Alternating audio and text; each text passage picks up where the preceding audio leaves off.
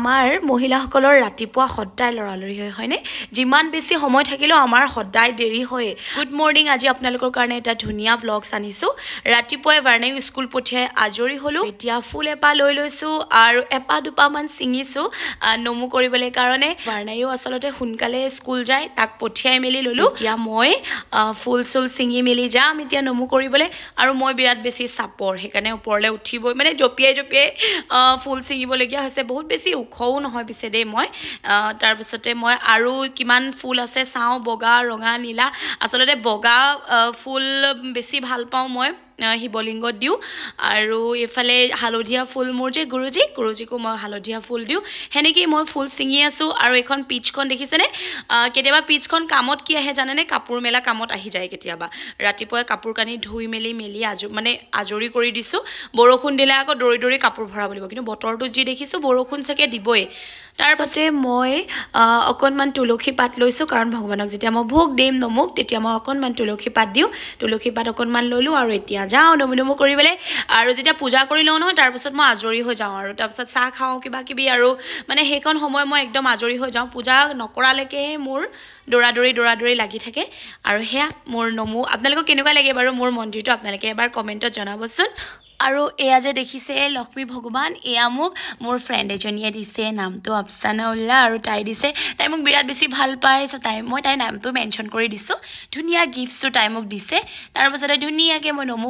খজাওতে বহুত সময় লাগে কিন্তু আগতে আমাৰ যে আৰু ফুল আছিল ফুল থাকিলে আৰু বেছি ভাল লাগে মানে ঢেৰ ফুল হলে কিন্তু ফুলবিলাক কি হৈছে বহুত বেছি ফুলৰ গছ মৰিও গৈছে আৰু ফুলবিলাক এতিয়া মানে ফুল নোহোৱা হৈছে যিমানখিনি পাৰো হেখিনিয়ে আৰু ফুল লও সদায় পূজা দিবলে তাৰ পাছতে এয়া মোৰ ভগৱানৰ বাটি চামুচ থাল গ্লাস আৰু ইয়াতে মই কাজু অকনমান খিসমিস এনেকে দি দিছো কেতিয়াবা মই নমুক চকলেটো দি দিও আকৌ দেই আৰু ইয়াতে মই চাকিতে অকনমান তেল দি দিছো আৰু মই নমু বুলি কোৱা কাৰণে মোক সবে জোকাৰে সবে নহয় আসলে সৰি কিছুমান মানুহে মোক জোকাৰে বাৰু যি কি নক হেয়া মই ধেমালি বুলি লৈ লও আৰু এয়া মই চাকি গছ ধুনিয়াকে জ্বলালো আৰু মোৰ কাৰণে আপোনালোকৰ কাৰণেও মই ভগৱানৰ ওচৰত সেৱা জনাইছো আপোনালোকৰ যাতে দিনবিলাক আজি ভালে কুখলে যাওক সুখে শান্তিৰে যাওক হেনেকে বুলি ভাবিছো ধুনিয়াকে মই পূজা কৰি ললো আৰু পূজা কৰাৰ পাছত মই আজৰি হৈ যাও তাৰ পাছতে এতিয়া মই যাম তললৈ আৰু তলটো তুলসীত মই পানী দিব লাগিব তাৰ পাছতে ইয়াতে মই অকনমান ফুট লগাও জানেনে হেয়া ফুট মই বৃন্দাবনৰ পৰা আনা জানুৱাৰীত যেহেতু বৃন্দাবন গৈছিলো আৰু এক বছৰ যাব নেকি ফুটৰ টেমাটো বহুতখিনি ফুট থাকে মই আপোনালোকক কিন্তু দেখাম দেই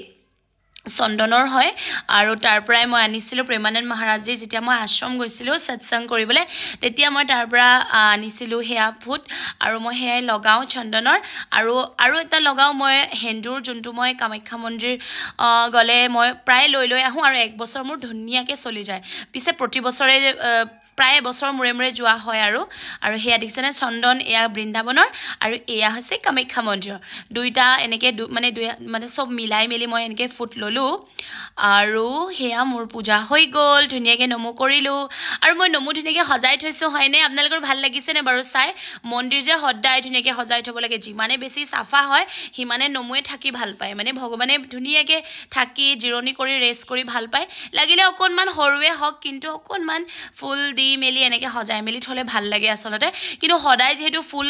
পাবলে বিৰাট দিগদাৰ পাতেখিলা দিলো হৈ যায় অৱশ্যে আৰু হেনেকে মই ধুনিয়াকে ভগৱানৰ মন্দিৰ সজাই থৈছো তাৰ পাছতে মই কৈছোৱে নহয় বৰষুণে মোক মানে লগ নাইৰা বুলি বৰষুণ আহি গল পটাপট কাপোৰ যিমান পাৰো সোনকালে ভৰাইছো আসলতে কাপোৰবোৰ বহুত বেছি তিতাও নহয় কিছুমান তিতা আৰু কিছুমান মানে কালিৰ যোনখিনি কালি আধা তিতা হৈ আছিল তাৰ পাছতে গাৰুখিনি অকনমান ৰদত দিম বুলি ওলাইছিলো ৰদ নহল পিছে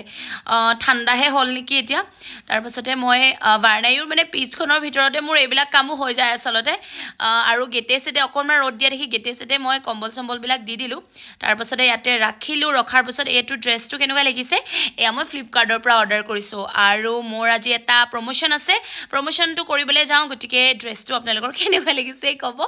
আসলতে কি জানেনে ৰিলস বিলাক বনাবলৈ হলে বা প্ৰমোশন ভিডিও বা কিবা কিবি এই কাপোৰ অকনমান দৰকাৰ হয় জানেনে হে আৰু বহুত বেছিও নহয় বাট যেনেকে হলো মই এডজাস্ট কৰো আৰু অকনমান কেতিয়াবা লবও লগিয়া হয় কেতিয়াবা নলও বাৰু আৰু হেয়া মই ৰেডি গ'লোঁ গোটেই দিনটোৰ কাৰণে ৰাতিপুৱাই পূজা পাতল কৰি ঘৰৰ কাম বন কৰি ল'ৰা ছোৱালীক পঠিয়াই মেলি আজৰি হৈ গ'লোঁ এতিয়া